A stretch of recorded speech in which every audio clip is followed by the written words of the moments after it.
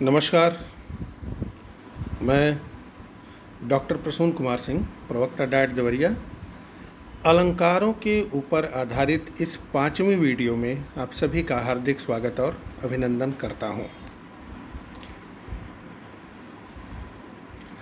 आज हम जिन अलंकारों का अध्ययन करेंगे वे क्रमशः इस प्रकार हैं: अतिशयोक्ति अलंकार, संदेह अलंकार और भ्रांतिमान अलंकार। तो आइए सबसे पहले अतिशयोक्ति अलंकार को जानने का प्रयास करते हैं। काव्य में जहाँ किसी व्यक्ति और वस्तु का वर्णन इतना बढ़ा चढ़ाकर किया जाए कि सामान्य लोक सीमा का उल्लंघन हो जाए, वहाँ अतिशयोक्ति अलंकार होता है। साधारण शब्दों में कहें तो कहना होगा कि जहाँ किसी व्यक्ति, वस्तु, किसी घटना का वर्णन इतना बढ़ा चढ़ाकर किया जाए कि वह अविश्वसनीय हो जाए, उस पर विश्वास न हो, लगे ही न कि यह भी संभव हो सकता है, तो उसे जो है अतिशयोक्ति अलंकार कहेंगे। साधारण बोलचाल की भाषा में जिसे लोग फेंकना कहते हैं, लंबी लंबी फेंकना, इतना फेंक दे व्यक्ति कि सामने वाला उसे बिल्कुल लपेट ही न पाए, मतलब पचा ही न पाए और सब उलझ कर रह जाए कि भाई, मतलब ऐसा नहीं, साहित्य में उससे सौंदर्य बढ़ता है, ये नहीं कह रहा हूँ, लेकिन लोक सीमा का उल्लंघन हो जाए, लगे ही नहीं कि व्यवहारिक जीवन में, इस भौतिक जगत में यह संभव है, इतना बढ़ा चढ़ा कर दिया जाए, तो वहाँ पे अतिशयोक्ति अलंकार होता है। अब अगर हम इसको कुछ उदाहरणों के माध्यम से समझने का प्रयास करें तो निश्चित रूप से इसकी अवधारणा और स्पष्ट हो जाएगी। तो आइए देखते हैं। उदाहरण है, जैसे यहाँ एक दो उदाहरण ही मैंने प्रस्तुत कर दिए हैं, यहाँ लिखे हैं पीपीटी में, बहुत ज़्यादा लिख नहीं सकता था, तो एक दो लिखे हैं जो कि आप यहाँ से नोट कर सकते हैं। बाकी मैं आपको मौखिक रूप से बता दूँगा, उसको भी आप नोट कर सकते हैं, सुन सकते हैं, समझ सकते हैं। तो यहाँ दो उदाहरण हमने लिखे हैं। हनुमान की पूँछ में लगन न पाई आग, लंका सगरी जल गई, गए निशाचर भाग।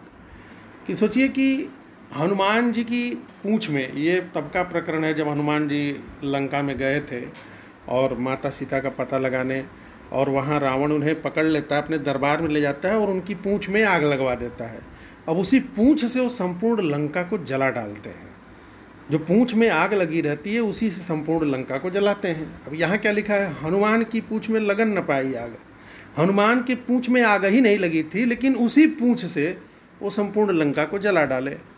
अब यह जो है बात अविश्वसनीय हो जा रही है, लोक सीमा या विश्वसनीयता के परे है कि भाई, लेकिन चूंकि यह दैवीय घटनाएं हैं इसलिए इन पर प्रश्न चिन्ह नहीं लगाया जा सकता। लेकिन एक उदाहरण के रूप में अगर इनको साहित्यिक दृष्टि से देखें या लोक जीवन में देखें, सामान्य जनजीवन में, व्यवहारिक जीवन में देखें, तो ऐसा संभव नहीं है, क्योंकि एक बुझी मोमबत्ती से हम दूसरी मोमबत्ती को नहीं जला सकते।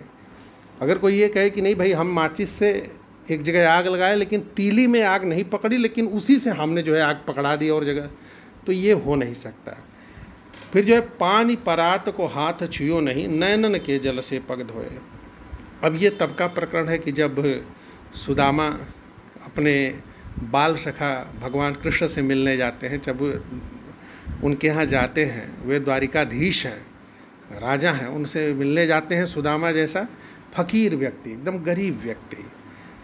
तो वो जाते हैं तो वहाँ पे मित्रता के बीच आर्थिक विषमता आड़े नहीं आती, बाधा नहीं बनती है। कृष्ण भगवान सुदामा को बैठा करके, और एक हमारे यहाँ परंपरा रही, कोई जाता है तो उसके स्वागत में परात में पानी भर के उसका पैर अपने हाथ से धुलते थे। अब तो वो परंपरा विलुप्त हो रही है। तो वो तब की बात है कि वही कहने, कृष्ण भगवान ने पानी परात को हाथ छुओ नहीं, परात मंगाया पानी से भर के, और सुदामा जी उसमें पैर भी डाल के बैठ गया, लेकिन उसको हाथ ही नहीं लगाया। भगवान कृष्ण बाल सखा से मिल करके उनकी दीन दशा देख करके इतना भावुक हो जाते हैं कि नयनन के जल से पग धोए। नयनन के जल, आँखों के जल से, यानी आंसुओं से, उनकी आँखों से अश्रुधार बहने लगती है और उससे ही उनका पैर धुल डालते हैं। अब कहने का तात्पर्य यह है कि अब किसी के आंख से 1 लोटा 2 लोटा 4 लोटा आंसू तो गिरेगा नहीं कि जिससे पूरा पैर धुला जाए।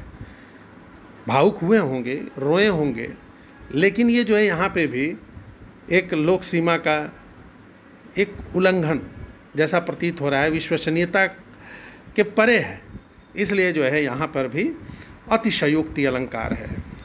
अतिशयोक्ति का तात्पर्य यही है कि अतिशय प्लस उक्ति, गुण संधि है, अतिशय प्लस उक्ति, अतिशयोक्ति। अतिशय माने अति, बढ़ा चढ़ा के, उक्ति मतलब कथन, ऐसा कथन जिसमें बढ़ा चढ़ा के बात कही गई हो।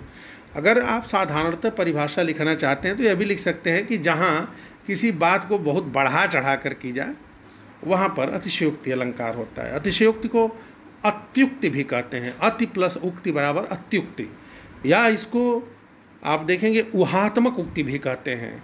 जैसे पद्मावत में जहाँ जहाँ बढ़ा चढ़ा करके अतिशयोक्तिपूर्ण वर्णन किया गया है उसको आचार्य शुक्ल ने ऊहात्मक वर्णन कहा है। तो इन्हें जो है अत्युक्ति, अतिशयोक्ति और ऊहात्मक उक्ति भी कह सकते हैं। अन्य उदाहरण भी देखते हैं। अन्य उदाहरणों में हम देखें तो जैसे अभी मैंने बात की पद्मावत की, तो आइए पद्मावत को ही देख लेते हैं कि जब ये राजा रत्नसेन चले जाते हैं जो है पद्मावती के रूप गुण श्रवण जन्य अनुराग के उत्पन्न होने के बाद उसे सिंघल द्वीप ढूंढने चले जाते हैं, तो वहाँ पे जब जाते हैं तो इधर उनकी जो पत्नी होती है रानी नागमती, यह जो है वियोग में हो जाती हैं। तो इनका वियोग वर्णन देखिए कितना बढ़ा चढ़ा कर किया गया है कि वह कहती हैं कौवे और भंवरे से कि हे सिंघल द्वीप की तरफ जाने वाले कौवे और भंवरे, तुम मेरे प्रिया से, मेरे प्रिय से, मेरे पति से एक संदेशा कहना।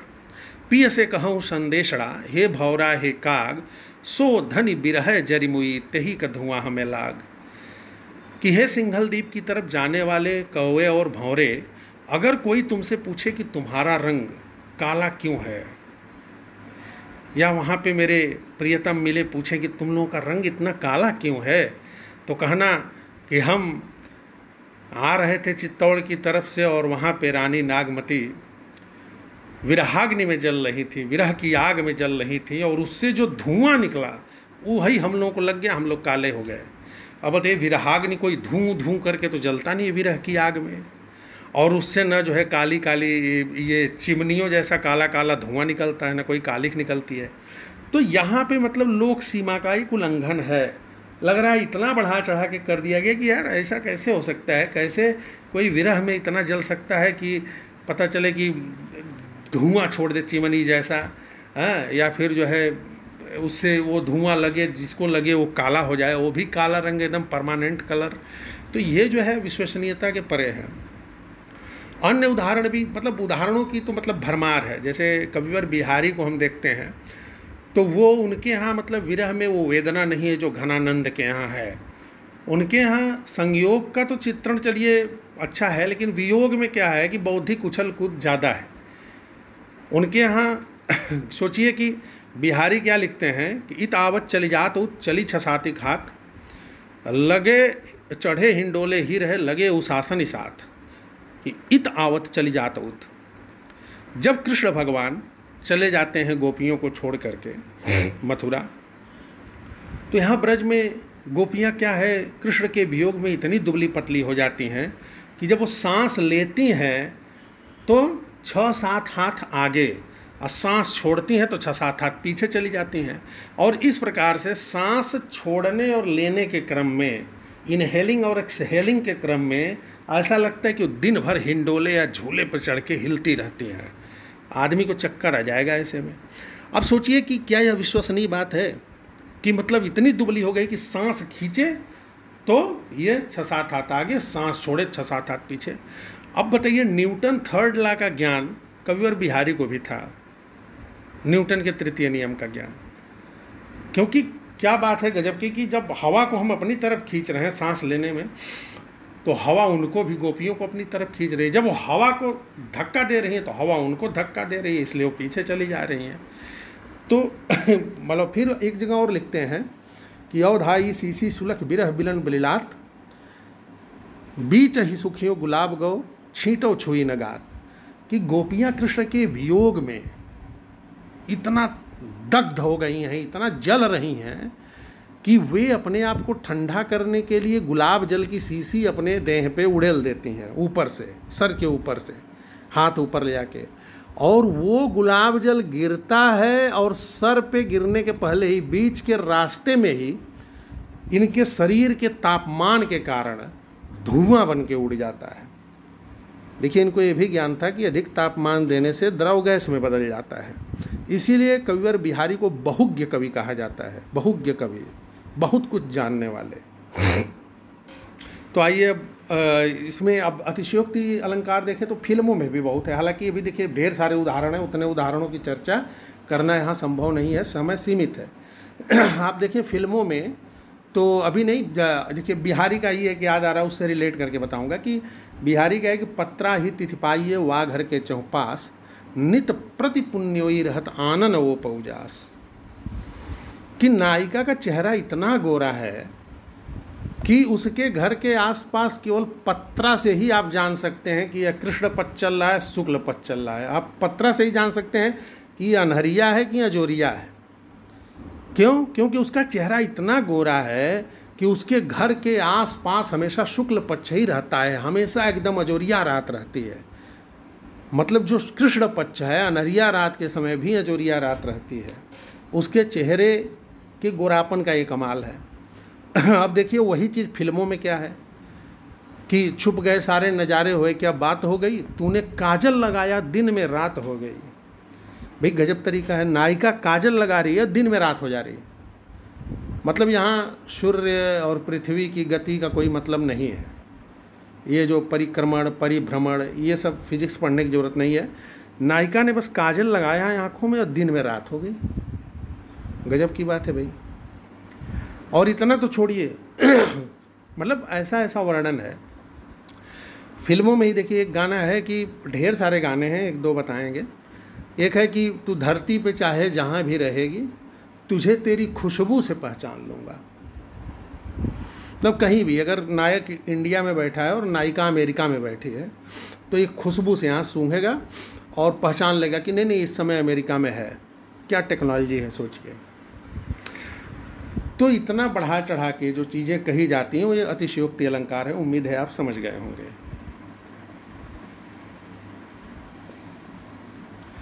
अब देखिए संदेह अलंकार की बात करते हैं। हमने बता ही दिया था कि संदेह अलंकार पढ़ेंगे और भ्रांतिमान अलंकार पढ़ेंगे। तो संदेह अलंकार में संदेह और भ्रांतिमान अलंकार में भ्रम होता है। अब संदेह क्या है और भ्रम क्या है पहले यह समझ लीजिए। संदेह में क्या होता है कि उपमेय और उपमान, देखिए ये उपमेय उपमान मैंने शुरू में ही बताया था। ये 5वीं वीडियो है अलंकारों के ऊपर आधारित। अगर आप शुरू के 4 नहीं देखे होंगे तो आप नहीं समझ पाएंगे, परेशानी होगी। लेकिन संक्षेप में बता दे रहा हूँ कि उपमेय जिस वस्तु की तुलना की जाती है, उपमान यानी जिस वस्तु से तुलना की जाती है। जैसे अगर मुंह की तुलना चाँद से की जाए, अरे मुंह, तुम्हारा मुखड़ा चाँद के समान है, तो मुंह जो है उपमेय है, चाँद उपमान है। तो जहाँ उपमेय और उपमान के बीच मन झूलता रहता है, एक निर्णय पे स्थिर नहीं होता, निश्चित नहीं होता है, इन दोनों के बीच हमेशा संशय में रहेगा, यह है कि यह है, यह है कि यह है, यह और वह के बीच झूलता रहेगा पेंडुलम की तरह, वहाँ संदेह होता है। लेकिन जहाँ मन जो है उपमेय को ही उपमान मान बैठता है, उपमेय में ही उपमान को मान बैठता है, यानी कि जहाँ गलत को ही सही मान बैठता है, वहाँ भ्रम होता है। अब इसका उदाहरण ये समझिए कि जैसे व्यक्ति अंधेरे में जा रहा है और एक रस्सी पड़ी हुई है। अब व्यक्ति सोचा अरे तो सांप है, तुरंत 4 कदम पीछे हटा, फिर कहा नहीं नहीं ये तो रस्सी लग रही है, फिर 4 कदम आगे गया, फिर कहा नहीं ये सांप है, फिर 4 कदम पीछे आया, फिर सोचा नहीं ये तो रस्सी है, फिर 4 कदम आगे गया। यानी अब उसके मन में चल रहा रस्सी है कि सांप है, सांप है कि रस्सी है, रस्सी है या सांप है, सांप है या रस्सी है। तो यहाँ पे संदेह है। लेकिन भ्रांतिमान का मतलब क्या है? भले ही सांप पड़ा हो लेकिन गलत निर्णय को ही सही मान के बैठेगा, वो भ्रम है। कि भले ही सांप ही पड़ा हो और उसको रस्सी समझ के उठाया और लेके हाथ में चला गया, चाहे उसका जो है पता चले बेल्ट की तरह लगा के चला गया या उसको जो है हाथ में लपेट के लेके चला गया, मतलब एकदम रस्सी की तरह बेफिक्र कि अरे तो रस्सी है, जबकि वास्तव में वो सांप है। तो वहाँ पे भ्रम होता है। तो संदेह अलंकार में संदेह होता है और भ्रांतिमान अलंकार में भ्रम होता है। संदेह में मन दो निर्णयों के बीच झूलता रहता है, सही और गलत के बीच, और भ्रम में गलत को ही सही मान बैठता है, उसका एकदम विश्वास होता है कि ये सही है। तो आइए अब समझते हैं। जहाँ ऐसा वर्णन हो कि उपमेय और उपमान दोनों में समता देखकर यह निश्चित नहीं हो पाता कि उपमेय वास्तव में उपमेय है या उपमान है, इसमें दुविधा बनी रहती है, निश्चित नहीं हो पाता, वहाँ संदेह अलंकार होता है। वही बताएं, इसमें निश्चित नहीं हो पाता है, दोनों में दुविधा बनी रहती है, कभी ये कभी वो, उहापोह की स्थिति। आइए इसको एक पद्य में देखते हैं। यह वह का संशय बने अलंकार संदेह, निश्चय बिन हिलता लगे विश्वासों का गेह, गेह मतलब घर, इस उसके निश्चय बिना हो मन डावाडोल, अलंकार संदेह को उहापोह से तोल। इसमें उहापोह की स्थिति रहती है, कभी ये कभी वो, कभी ये कभी वो। उदाहरण देखते हैं। मद भरे ये नलिन नयन मलिन है, अल्प जल में या विकल लघुमीन है। कहें कि मद भरे ये नलिन नयन मलिन है, अल्प जल में या विकल लघुमीन है।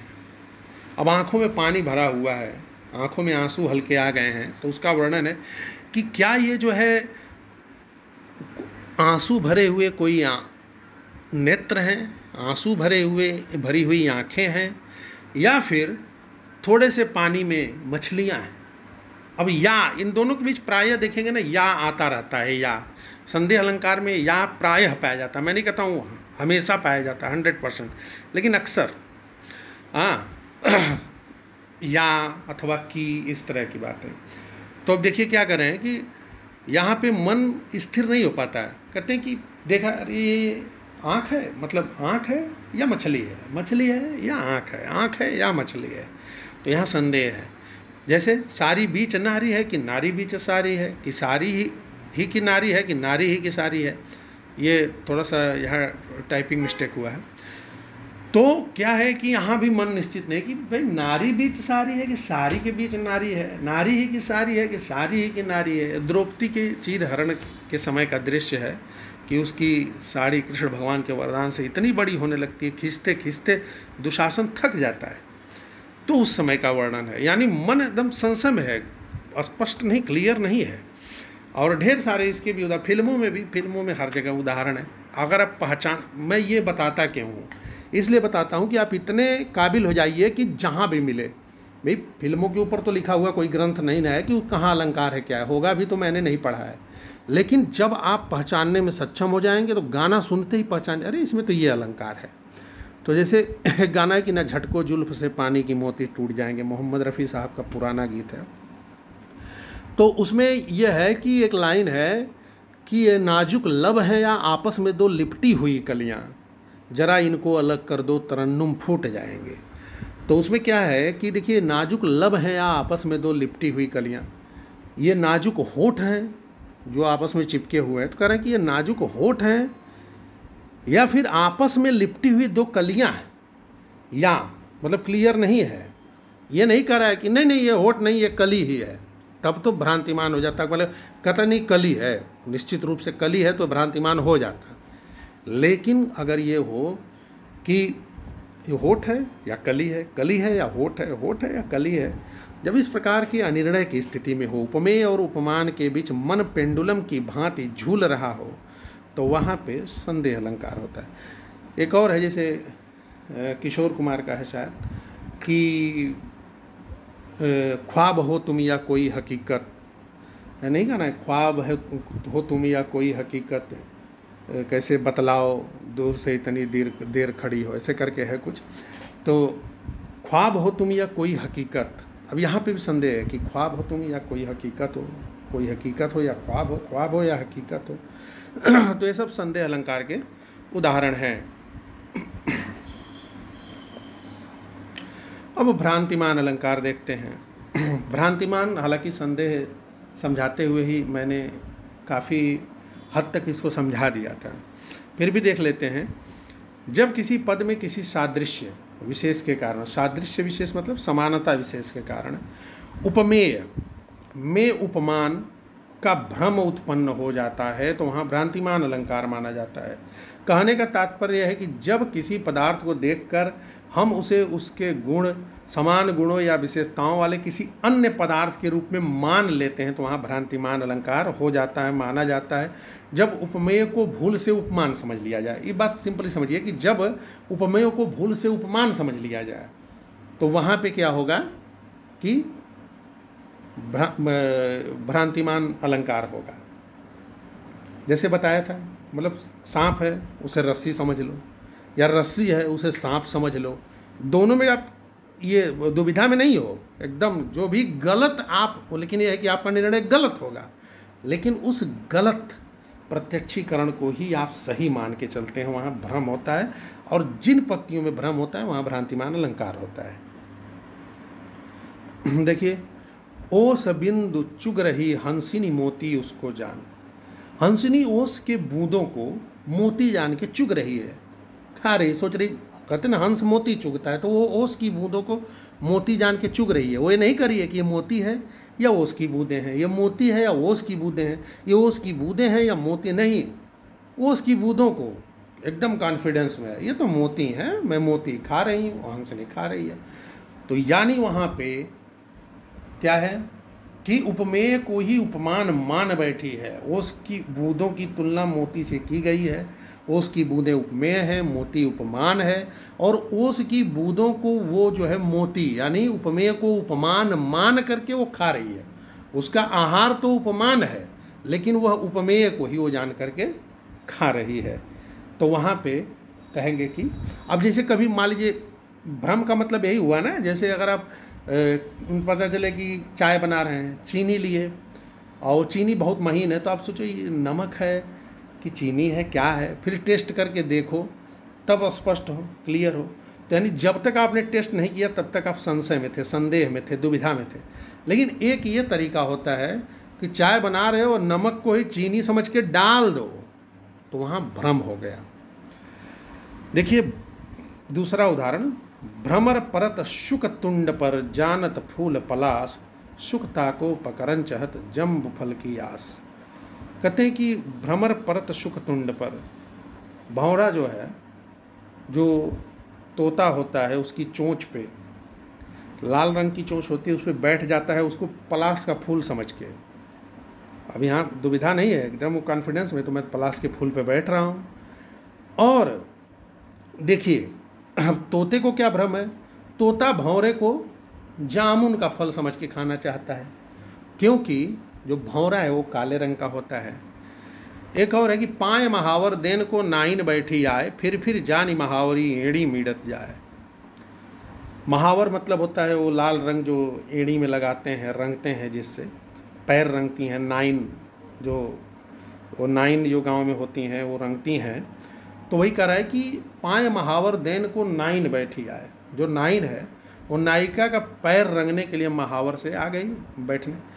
और जब वो नायिका का पैर देखती है तो वो प्राकृतिक रूप से, नैसर्गिक रूप से ही इतने गुलाबी होते हैं कि वह उसी को महावर की सीसी जान के बार बार उसी को ऐंठ रही है, उसी को निचोड़ रही कि इसमें से कुछ रंग निकल जाए।